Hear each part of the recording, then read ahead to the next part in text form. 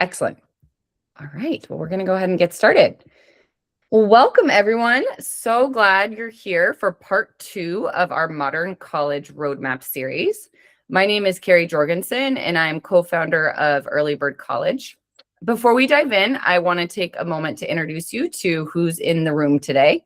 Joining me is Diane Barnett. And together we bring something most families really never get access to. And what that is the view from the inside as an admission reader, and then also the view from the outside supporting students. So together we have really supported thousands of students in both of those capacities, and we're really excited to share our knowledge. I personally have read for UC Berkeley, and Diane has read for Notre Dame, Columbia, and Duke. And that means when we talk about what works and what doesn't work, we're not guessing. We've really seen it firsthand on both sides of the proverbial desk. So this is the inside view, and we're really glad you're here for it. So let's get started. Before we dive in, I do think it's important to quickly orient you to why this panel really represents such a powerful cross-section of admissions perspectives. Between the 4 schools that we'll be talking about today, we're covering public and private universities, religious and secular, urban and campus-based. And we imagine what that means is that most of what you'll hear today will be directly applicable to your students' list or to colleges that are similar to the colleges that we'll be talking about in terms of admission practice. So UC Berkeley, just kind of broad strokes here, it's a public flagship university. They receive a massive amount of applications, yet they still do what's called a holistic review.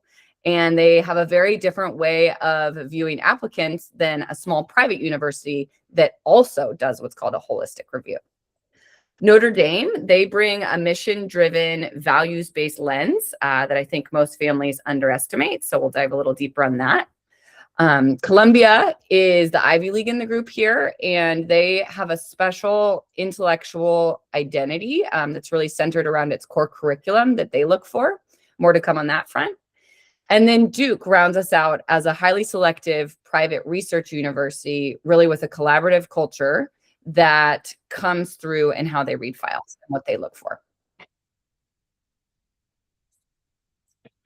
So here's how we'll use our time together today. First, we'll start by pulling back the curtain on how admissions offices actually work, the mechanics that most families have never seen. Then we'll get into what makes a file genuinely memorable, followed by a school-by-school breakdown of each institution. We'll cover essays and recommendations. We'll cover what's called X Factor. And we believe that essays and recommendations are areas where families consistently leave points on the table. So hopefully you can walk away with some value on how to strengthen an application from that perspective. And then we'll close with live Q&A. So feel free to start dropping your questions in the chat now, and we'll get to those questions at the end and get through as many of those as we possibly can. Over to you, Diane. Thanks. I just want to quickly say welcome to everyone. I'm thrilled to be here tonight and kind of give you the insider's view. I want you to take a moment and pause and look at these numbers because this is a lot of information, but it's factual. So 6 to 8 minutes is the average time a reader spends on your student's entire application. That seems really daunting because your kids have spent hours and hours, if not tens and hundreds of hours on these applications, but knowing that will help you. 800 or more files for a single reader in a season. Admissions officers, admissions readers are humans. They are working through an enormous volume of work in those few months that from the deadlines till when decisions are made. And every application needs to be clear, concise, and communicate quickly what you want that admissions reader to know about your student or for the student for yourself. And then 2 to 3 readers typically review each file. So different schools do it differently. Some schools, there's one reader that eliminates and then they go to committee. So you want your reader to be really engaged and to have something that they can fight for your kid at that table when we get to that next level and say, no, this is why. Because if your student's getting in, somebody else's applicant isn't. So you have to make a compelling argument. We need to see that right away. The takeaway is not to be discouraged, but to understand Clarity, coherence, and a strong narrative aren't just nice to have, they're imperative for the process to be successful. Absolutely. Okay, so what readers are really looking for? Across all 4 schools, there are 3 things that consistently separate the files that move forward from the ones that don't. Academic rigor. What that means is the readers aren't just looking at GPA. It's not just one thing. They're looking to see if your courses got more difficult as the years went on. And with academic rigor, I want to throw in something that is really important. Usually readers read by geographic areas. So they're assigned a state, typically. They look at your school profile, your student school profile first. So they are not comparing your student whose school maybe offered 3 AP classes to a student in a school whose school offered 33 AP courses. So it's important to know they understand the high school that your student is coming from. They're very familiar with the schools in their area, but we're still looking for rigor. It needs to be the hardest courses that your school offers. Next is an authentic voice. This one trips up students because you're not really taught to write like this. But readers can tell immediately if an essay sounds overcoached, overwritten, AI used. I promise you, admissions officers are not dumb people. They understand what the process is. And specifically, you want real details, specificity. No one, AI can't tell me a story about your Aunt Sue. Only you know your story about Aunt Sue. So it needs to be not about Sue, but about you, right? But still, you want to throw in those little details and those facts, they matter. Narrative arc. So that means, is your essay telling us a cohesive story? Do your extracurricular activities speak to what you want to study? Does your essay then feed into experiences that you had impact that you made with those extracurricular activities? Or are you just checking lists? Like, okay, I'll do one more club, I'll do one more club, I'll do one more club, but they don't have any impact. You're not making a difference with your participation in those clubs. Don't waste time. Be purposeful in what you choose. The bottom line is that readers are looking for a coherent story about who you are, the uniqueness of you. Let that shine through. No one else can write that essay but you. Well said. Okay, Berkeley.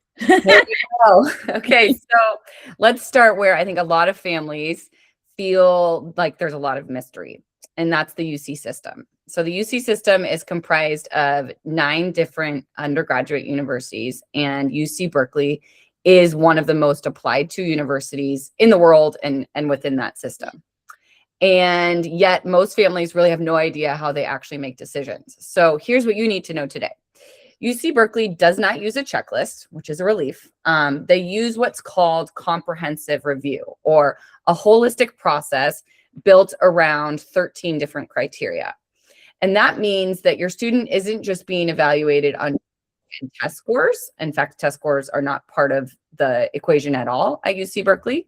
They're being evaluated as a whole person, their story, their context, their contributions.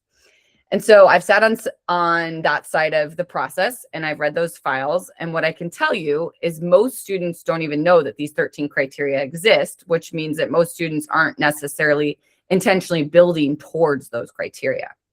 And so when I think about the 13 criteria that exist, I like to put them in 2 different buckets.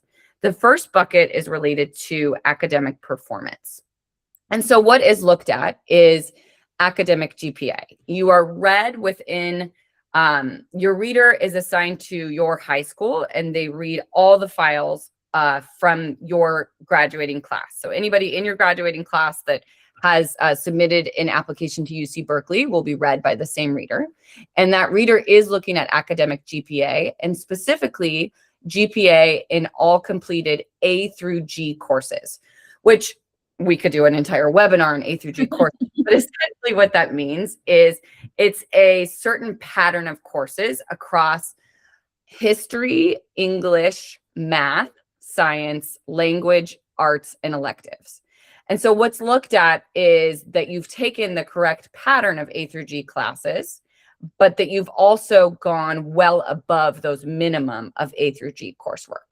So that's really important for the UC and to stand out on a UC campus. What's also looked at within that academic performance bucket is course rigor, which Diane was mentioning earlier. And that alludes to kind of the number of and performance in advanced courses. So if your school offers honors or AP or IB or maybe dual enrollment, you want to take advantage of that, because that speaks to the system on how ready you are for college level coursework. And that's really a rule that's applicable across the entire admission ecosystem, but worth noting that that's important specifically for the UCs.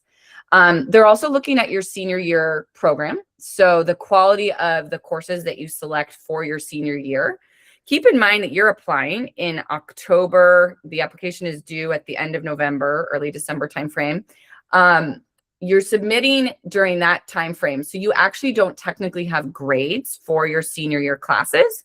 But what you do have is the list of courses that you have taken, that you are currently enrolled in.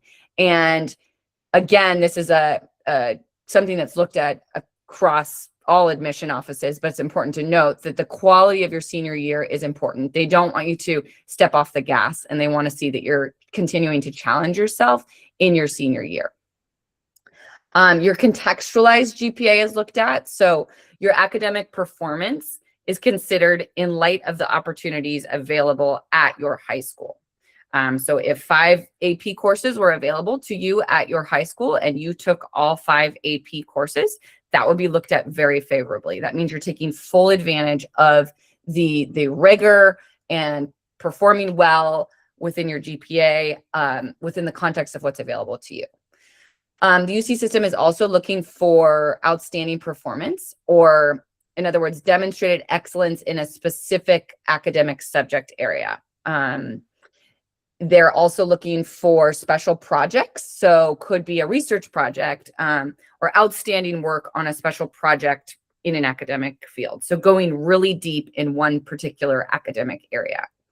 The second bucket of the 13 criteria are more related to personal qualities and life experiences. And this is really where that holistic piece comes into play. And so the UC is looking to see what kind of academic accomplishments has this particular student had in light of their own life experiences and special circumstances. I'm going to pause here for a second. It's a really important point. You as an applicant are the only voice in the entire UC application. The UC does not accept letters of recommendation. They do not hear from your counselor. They do not hear from teachers.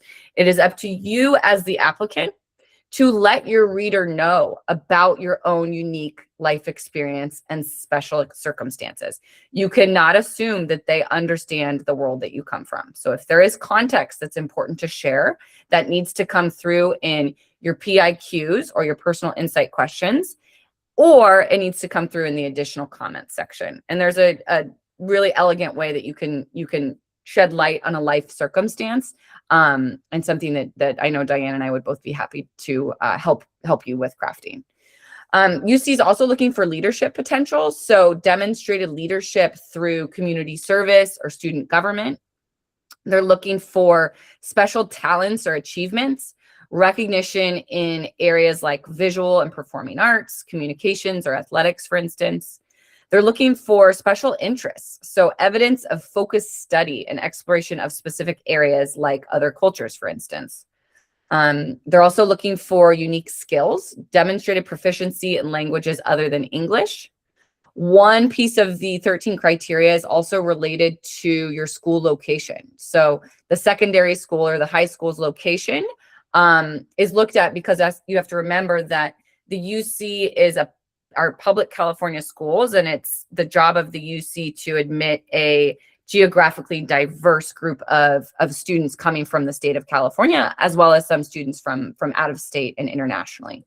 And then if you are a California resident, they're looking at something called ELC status, which stands for eligible in the local context, meaning that you were identified as the top 9% of your high school class.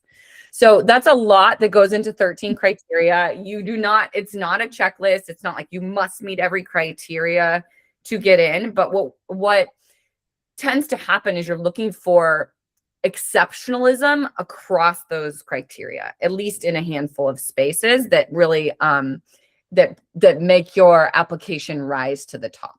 So something I constantly was asking myself is, does this student display exceptionalism? And so a quick note, I mentioned it briefly before, but test scores are off the table for admission decisions. UC is permanently test blind. So that goes for every UC in the system. They do not take into account the SAT or the ACT scores. So keep that in mind. Also important, and I think a easy point to confuse, because when you do go to apply to different schools throughout the UC system, you are actually submitting one application and checking the box, and each school within the UC system receives the application, but they are not aware that you've applied to another school. So Berkeley does not coordinate with UCLA or UCSD to see what they think about your file. And so it's a completely independent read. I never had any idea what other schools a student had checked the box for, but it is one cohesive application, which makes it really nice for you and your family as the applicants. PIQs are personal insight questions. There's 8 total questions, and it's your job as an applicant to answer 4 of those 8. And those are really at the heart of the application. My biggest advice there is make your responses conversational. You don't want to start with a flowery hook. You want to write as if you're sitting at a cafe and you're being interviewed by a admission reader, and you're writing as if you're talking. So it feels very conversational. And you really do want to talk about life experiences, leadership, special talents, challenges, filling in those blanks so that they know who you are and they understand your entire authentic self and your context. And that context really does matter enormously for the UC system. The last point that I'll make is at the bottom, you see there 126,000 applications. So the total number of applications that just UC Berkeley receives, tells you really how competitive it is as a school. Of those 126,000, 14,000 were admitted, which netted out to an 11%, give or take, applications rate. So with no test scores, if test scores are going to play to your advantage, and no letters of recommendation, really the best thing you can do for yourself if you're truly interested in a UC is be strategic on the major that you pick and really pay attention to submitting the strongest personal insight questions and crafting your activities in a way that truly make you you. So that's the deep dive on Berkeley. So my 3 are more similar. The UC system is an outlier a little bit. Like, they do their own thing. They march to their own drummer. But let's start with Notre Dame. So the University of Notre Dame, first of all, it's important to know it's the University of Notre Dame that we're talking about in South Bend, Indiana. There is the colleges of Notre Dame that are in Maryland. There's a lot of little Notre Dames, but usually when people refer to Notre Dame, they're talking about the University of Notre Dame in South Bend, Indiana, the football school, right? It is a Catholic school with a strong, strong Catholic identity. Do you need to be Catholic to go there? You absolutely do not. But you do need to be aware that part of your core curriculum, you will be required to take religion and philosophy classes in a way that is different than other schools at any school. So any of the Jesuit schools, any of the Catholic schools, Georgetown, Notre Dame, Marquette, Villanova, there's a different requirement. Now, you don't have to take Catholicism as your religion class, but you do have to take religion. So just be aware of that. Mission alignment is real at Notre Dame. Okay. I had a family the other day ask me, well, how many hours of volunteer work do you need to get into a school? And the answer for most places is it's not a checklist. It's not something to just check the box. However, Notre Dame, one of the tenets, one of the foundational beliefs of Notre Dame is service. So not checking a box that my kid did 100 hours of volunteering. Okay, well, what did they do with that? How did they impact your community? It's really important. The motto at the University of Notre Dame is Vita del Dulce Species, which is Latin for life, sweetness, and hope. That is all directed. Our life, our sweetness, and our hope are given. In this regard at Notre Dame, they're given to Mother Mary in the prayer, the Salve Regina prayer. So the foundation of what they believe is we are put here in this world to be of service to others. Okay, so we are looking for that in all aspects of your application. I will tell you that the dean of admissions at Notre Dame a few years ago, rejected a student who showed us that they took the SAT 10 times, six times. And the reason he was rejected, he got to that perfect score, he got a 1600, but the table said, what could that kid have been doing with those hours? Who could he have been serving in all those hours that he was test prepping? Okay, it is at the very foundation of what Notre Dame believes. So you need to give them evidence that it is at the very foundation of what you believe. Character and integrity have to come through. If you have had an academic hiccup somewhere with cheating on a quiz or cheating on a test, and that is anywhere on your record, you should not worry about applying to Notre Dame. They mean business. Notre Dame is an interesting school insofar as there are a few schools that have something called REA, which is restrictive early action. You're probably more familiar with ED, which is early decision, versus EA, early action and regular decision.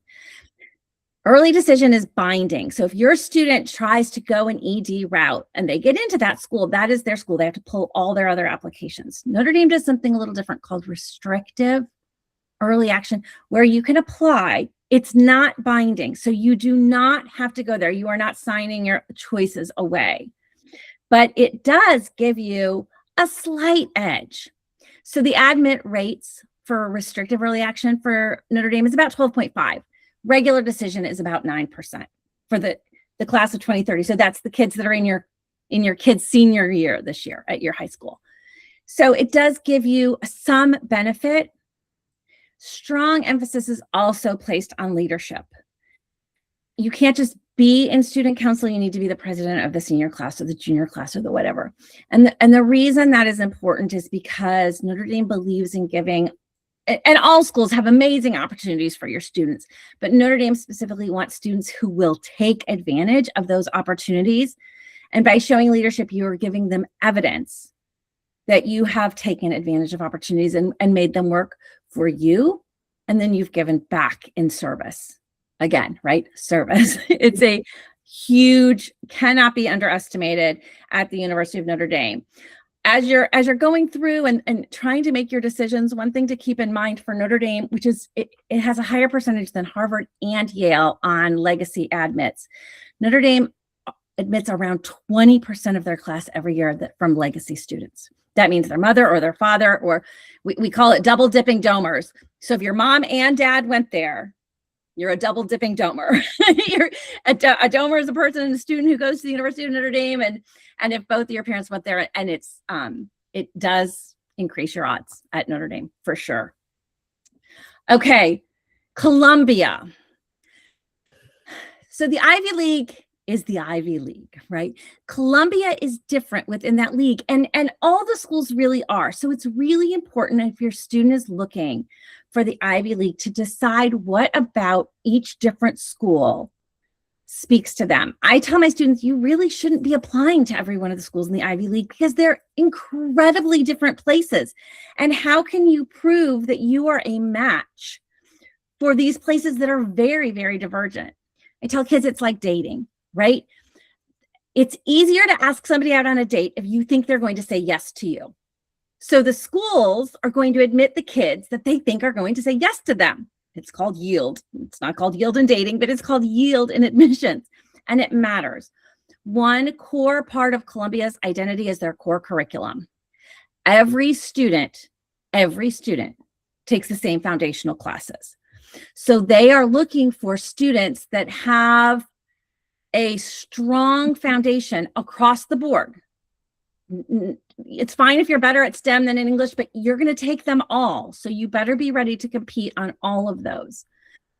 Again, I'm telling you to look at the school mottos. I told you that what Notre Dame's was in Latin, Columbia's is in Latin too, and it means in thy light they shall see light.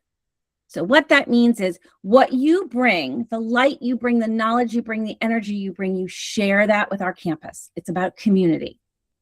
Okay, we don't take our light and hide it under a basket. We take our light and we shine for everyone else. So they are looking for ways that you have contributed to your community, your school, your town, whatever that may be. Columbia is also in New York City, right? So that's a unique special part of Columbia, and you need to address that in some way. And you need to be aware of what that means. If you're thinking, in your mind of this big New England grassy campus with quads everywhere, that is not Columbia. There are amazing opportunities because it's New York City, but there's give and takes on every campus. Be aware that New York isn't just a backdrop. It's just not scenery. It's integral to your student experience. And they want kids who have proven track records of having been away from home and succeeded in areas that are different than where you live. If you're from Iowa and you live in a rural area and you've never been in a city, you need to give them evidence that you're going to be okay. You're going to stay. Colleges don't want to just admit you and then lose you after freshman year. They want you to graduate from their school. So think about those ways. Your Why Columbia essay is a perfect way to show them that. It's very important. That Why Columbia essay is one of the supplemental essays. So Columbia is a part of the Common App. So you do your Common App personal statement, but then most of the top 50 schools even have supplementals. Why Columbia is one of the supplementals. It is important not to be generic. Also, I can't tell you how many times I've read, it's a beautiful campus. It's a great city. They know that. And there's a million beautiful campuses and there's a million great cities. That will not get anyone's attention. And going back to that 6 to 8 minutes, right? So first I've looked at your school profile. Then I've compared your grades to other kids in your class. Then I've looked at your test scores. Columbia actually is the only Ivy League school that has committed to test optional policy. So a lot of schools are changing that were test optional in the 2020s, 2021 because of COVID. A lot of schools are changing and pulling that back. Columbia has said that they are going to stay committed to test optional. But that means that other things matter more. Those GPAs, your class rank, if your school ranks, you're not penalized if your school doesn't rank, but if yours does. Interviews. So interviews are offered to most applicants at Columbia, and it's different to understand the difference. Columbia's interviews are evaluative. I'm going to talk about interviews at Duke. Those are informative. Evaluative means it is part of the rubric that they're looking at how you do. You are measured. You are graded on that interview. It's important to prepare well. I don't think there's anything else. And let me just say, when we say that Columbia is the only school that will remain test optional today, they are saying that for today. A lot changes. This is a really, really dynamic process. College admissions, if you have a sophomore or a junior, my advice to all students is don't bank on any school that's test optional being test optional in a year or two when you're applying. Try to take some tests, see how you do, see where you fit in that. Okay, how about Duke? Okay, so Duke is another one that the interview here, I'm going to just start with the interview because this interview is truly optional. They have alumni interviewers. I'm one of the interviewers. We have alumni that come in. It really doesn't make a difference. I have had in all the years, I've done hundreds of interviews with students. I've had 2 that it mattered. One, it got them in, and one, it got them rejected. Out of probably literally 250 to 300 kids. Everyone else, I just said, yeah, great kid. Nothing about them stood out, but they, so if your student is overloaded, is overwhelmed, is not super outgoing, or is not super comfortable speaking to adults, you are not penalized for not doing the interview at Duke. At Duke, okay, other schools you are, but so it does show something called demonstrated interest, though. If they offer you an interview and you agree to the interview, it shows that you're interested. Now, Duke is kind of a more balanced school. They have a really strong engineering program, Pratt, and they have really strong arts and sciences. So when we're looking for kids, you're looking for a whole class of students. I don't want everybody who just knows engineering, and I don't want everyone who just knows arts and science. Duke is big at looking at interdisciplinary students. So students who want to study biology because they want to be a physician, but they're going to study engineering because they're going to build prosthetic limbs. Okay. So they're looking for that biomedical engineering, or they're looking for a sociologist who wants to see how AI is impacting education. Okay. Those are just two examples, but they're looking for that blend of expertise. One thing interesting about Duke, it is not any longer a religious school, but it started as a Methodist school. And the land was given to the Methodist Church. So there's still some ties to that. Duke has a beautiful, huge chapel on their campus. So service doesn't not matter to them. It's not the same level as Notre Dame, but it's not non-existent. Duke also looks for students who will be collaborative.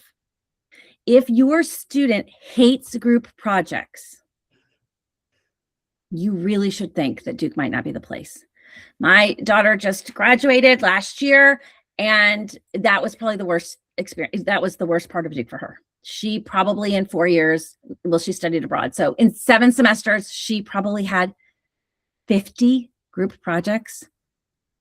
That's a lot. If your student is not that collaborative, think about it. Now, the difference is in high school, they might have hated group projects because they were doing all the work. They were carrying all the load. At least at Duke, all the students are going to care about their grades and be as smart as your kid. So it is a different dynamic, but think about that. And that just goes to show you fit and understanding what the campuses are like is really, really important and cannot be underestimated.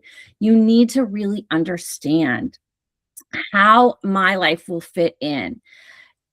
If you do not like college basketball, maybe Duke is not your place. If you don't like college football, maybe Notre Dame isn't your place. If you don't care that other kids are going to be into it and you can just go your own way, great. But at Duke, you will literally walk through Krzyzewskiville, this land of tents all spring where kids live in these tents.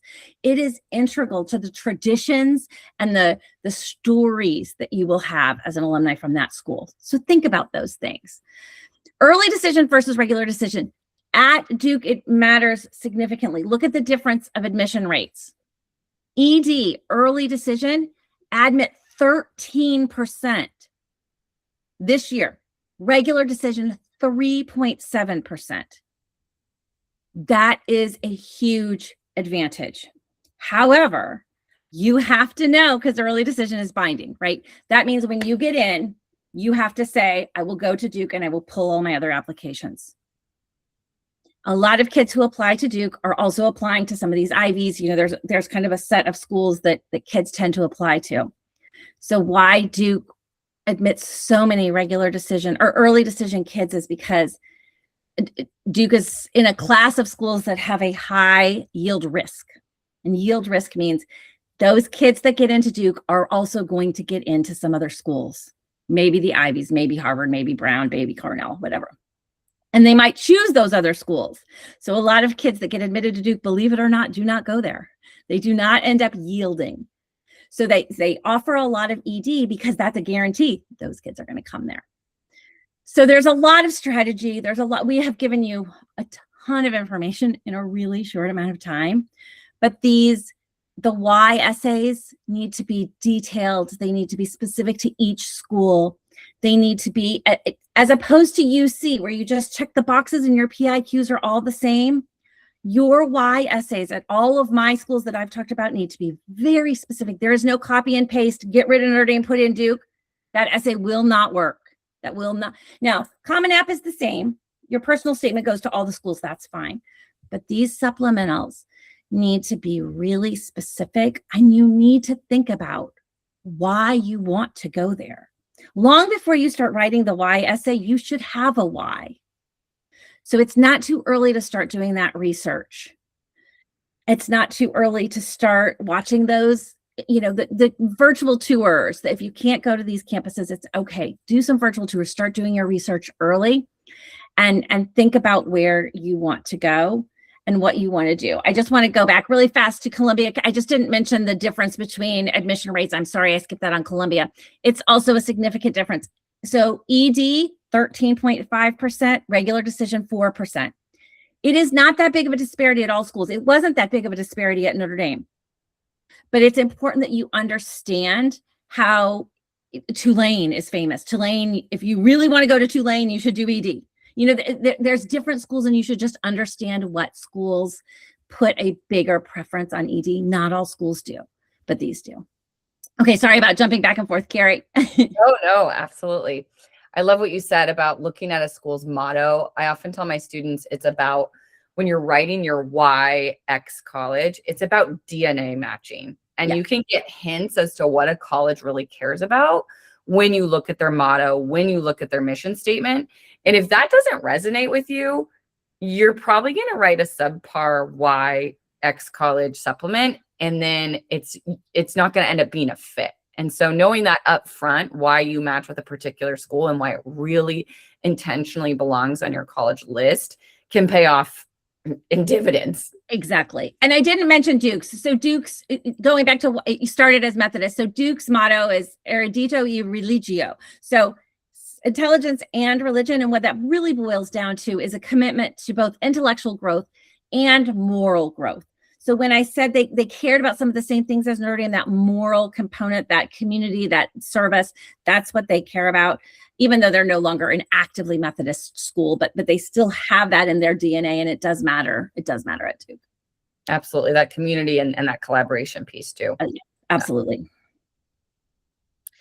Okay, so now that you've had the overview of those 4 different institutions, we're going to talk about 2 parts of the application where students without the right guidance can absolutely underperform. And so usually that's not because they're not capable, but because they're getting the wrong advice.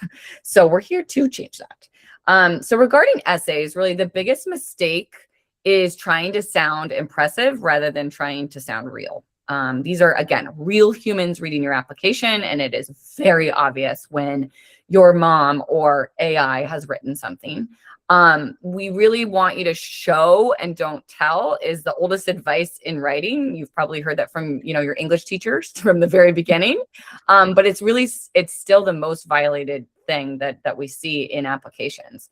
And so one vivid, specific story, really with genuine reflection, authentic mapping back to who you are, will always outperform a sweeping essay about changing the world and being aspirational absolutely every single time.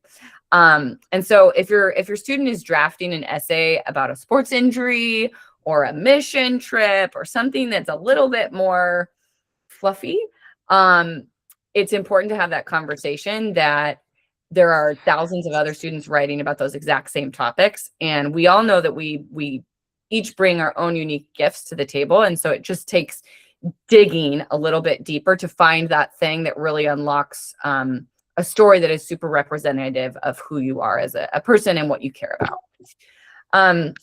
On letters of recommendation, in junior year, in the springtime, right about now, students are generally tasked with asking 2 teachers to write their letters of recommendation. The counselor writes 1 letter of recommendation. That's pretty much an automatic, depending on your high school. If you go to a super large public high school and counselors don't have the bandwidth to write for everybody, they'll fill out forms, but then they won't necessarily write a letter of recommendation. But teachers generally will. So it's important to be in good communication with your school counselor around, how they handle the letter of recommendation process. But generally speaking, the rule of thumb is to identify 2 teachers who have taught you in core academic classes: math, science, history, English, world language.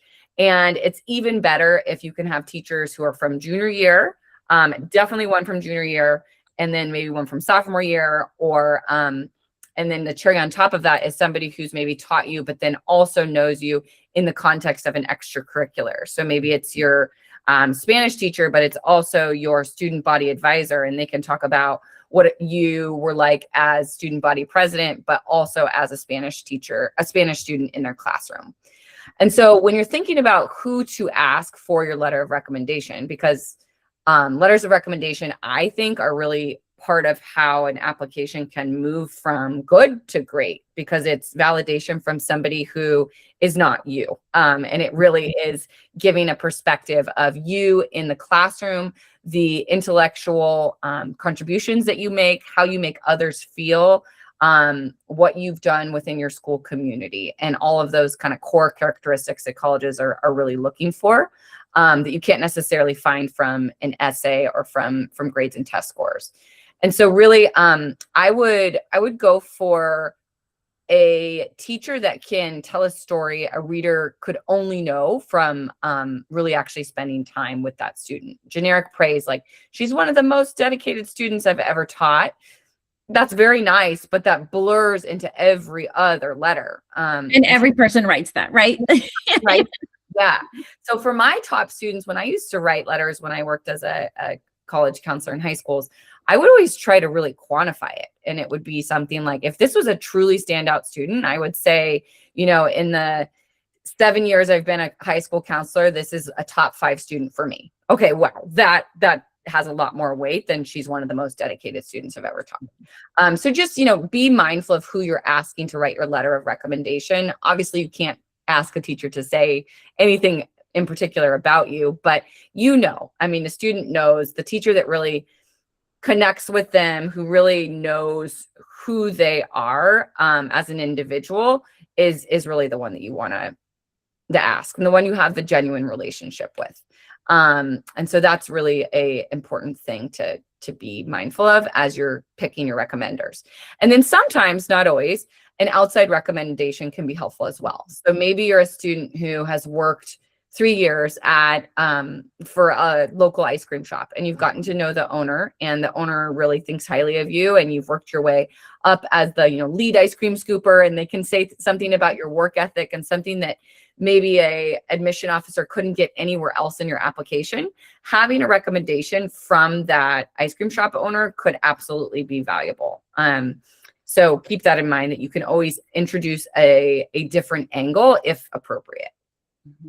The only thing I would add on that one, Carrie, on the recommendations, I know we're close on time, but consider, even if you're a STEM student, instead of choosing your physics teacher and your bio teacher, think about who is going to convey this story the best. And that is probably going to be a humanities teacher, are going to be better writers. Okay. So as writing is important for your story, writing is important in this letter of recommendation. I'm not clumping all humanities people are better writers, but think about that, because it has to be someone who can convey who you are. Giving them that information is also helpful. Some schools have you fill out a brag sheet or a resume or whatever.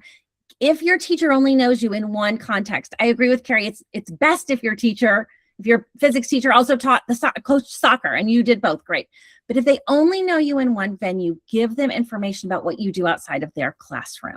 The more you can help them, the stronger your letter will be. But don't underestimate a good writer. Definitely. And now is not a time to be bashful. I always tell my students, like, if you've been raised right, you've been taught not to brag, but this is actually a time where, like, unless you say it, you can't ever assume that a teacher who's supposed to be advocating on your behalf is going to know what to say, or know all the amazing accomplishments that you might have had related to something that, is not in their purview, because they're only teaching you in one subject. It's not really the job of the teacher to write necessarily, like, holistically. That is more the counselor's job in their letter of recommendation, but it certainly doesn't hurt to, like, for a teacher to be able to throw in one example that provides additional evidence of a certain quality that they're talking about, that they see show up in their classroom. Absolutely. So the X factor that Carrie mentioned at the beginning, what makes an application unforgettable? There's a lot of things, but these 4 buckets are kind of the most important. So after going through probably tens of thousands of files between the two of us, we have landed on a version of the same insight. The applicant that gets remembered share these 4 qualities: intellectual vitality, passion, and genuine passion that shows up outside of the classroom. Not a resume of accomplishments, so not just a list, right? But evidence of a mindset that gets excited and goes deep. Where's your rabbit hole, and how many hours do you spend there, right? Show us that. Resilience and growth. How students respond to adversity is really important. Not every student has a dramatic story. That's okay. But readers look for self-awareness and the capacity to learn from difficulty. And difficulty can be different things for different kids. It can be a B in an AP class, or it can be something a lot bigger than that, right? It's okay that it's not a trauma Olympics. Community impact. What are you going to do to add to the campus culture? Colleges are building communities, not just rousters, not just lists, right? Show that your students makes the room better, because schools are looking for kids who make the classroom better, they make the community better, and then when they leave, they make the university better as an alumni, right? That matters to these schools. And authentic specificity. Again, no AI can write about your Aunt Sue, right? Keep it specific to you. I usually tell my students on their caps, their Common App personal statement. If you have a class of 1,000 seniors and your parents, your best friend walk into the gym and there's 1,000 essays up, they should be able to go to yours and say, yep, that is Carrie's. I have no doubt. No one else could have written that story. And so that should be pervasive throughout your whole application, that essay, but your combination of extracurriculars, what you learned from them, your courses, that all needs to be very uniquely you. Don't forget, one reader is reading the whole high school. So if your students from a competitive high school, we could be reading 10, 15, 25 applications from your same school. From aspiration to admission. That's what Early Bird is here to help with. These aren't abstract qualities. They're buildable. The earlier you start, the more room you have to develop them. And that is true. There are some schools that, you know, a family will come to a senior year and they say, oh, we've decided to apply to Harvard. You may absolutely apply to Harvard, but Harvard is a project that you have started working towards in 8th grade. So the early bird gets the Ivy League. It's not always, but it's a good rule of thumb for sure.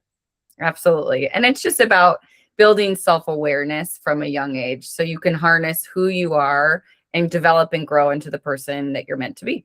And that's really what we're all about. So with that, we'll open it up. So please drop your questions into the chat, and we'd be happy to answer them.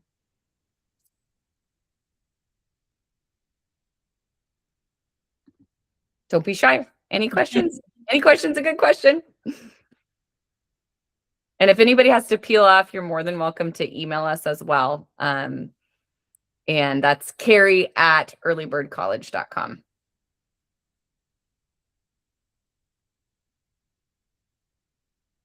Were we just that thorough? We must have hit on every single We must have. We must have. Hey, Kitty. This is nice. I missed a few minutes of this conversation. So, would it be possible to share the recording? Absolutely. I'll send out the recording tomorrow. Thank you so much. No problem. I think of all the things that we stated, one thing that is worth repeating perhaps is that test optional. It's constantly changing. So just keep up with that and don't count on what a school's policy is today being the policy when your sophomore or junior is applying. Absolutely. And just so you know, you're welcome to create a free Early Bird account through Early Bird College. And we have all of the testing policies for 256 colleges, all with 80% or higher retention rate. So we're big believers in showcasing colleges that really do a great job of keeping their kids when they admit them. So that means 8 out of 10 students return back to that particular campus from freshman year to sophomore year. And so all of the different testing policies are available just with a free account at Early Bird. I see a hand from Sherry.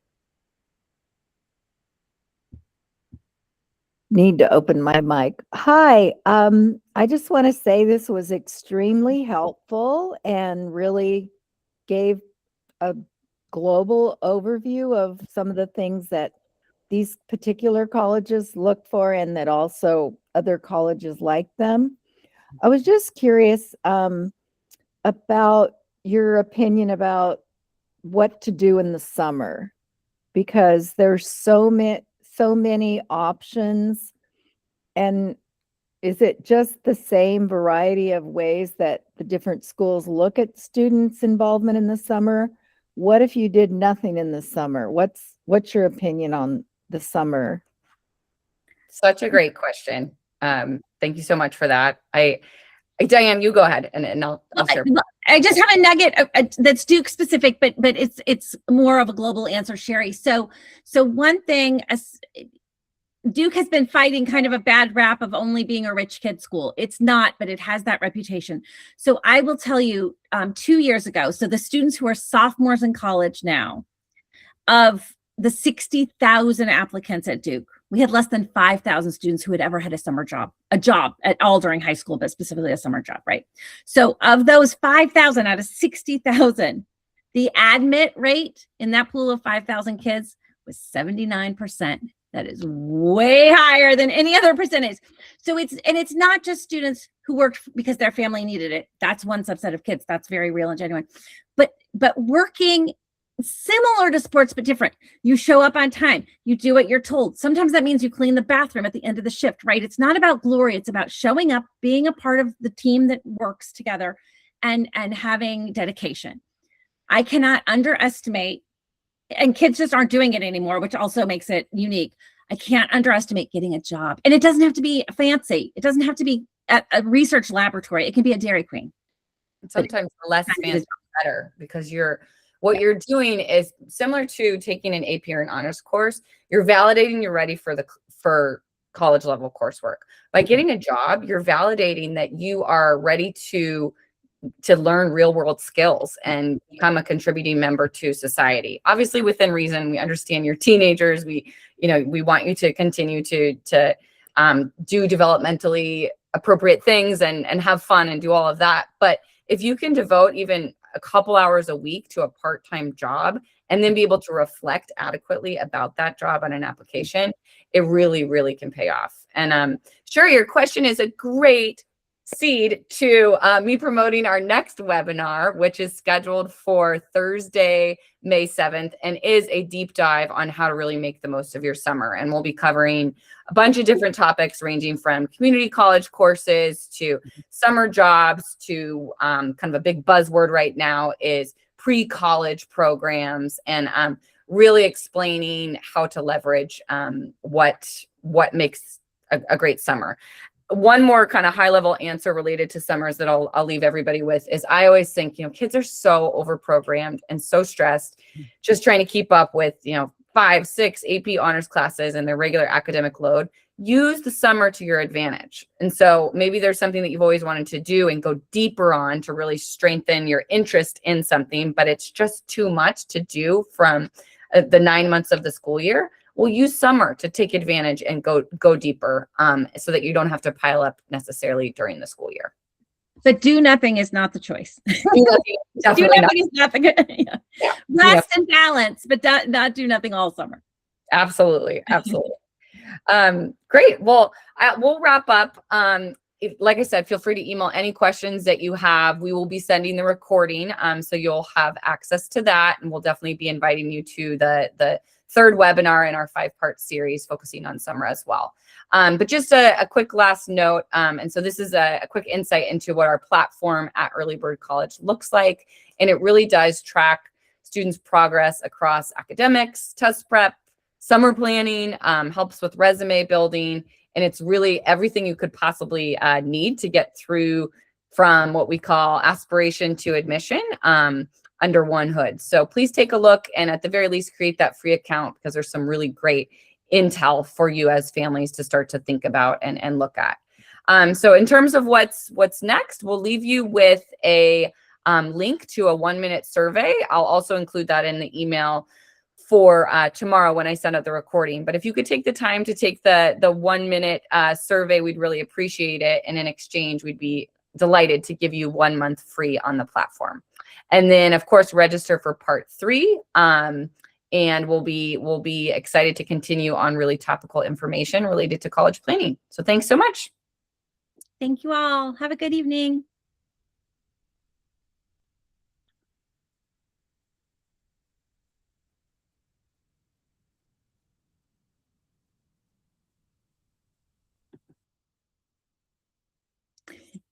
Thank you, Sherry.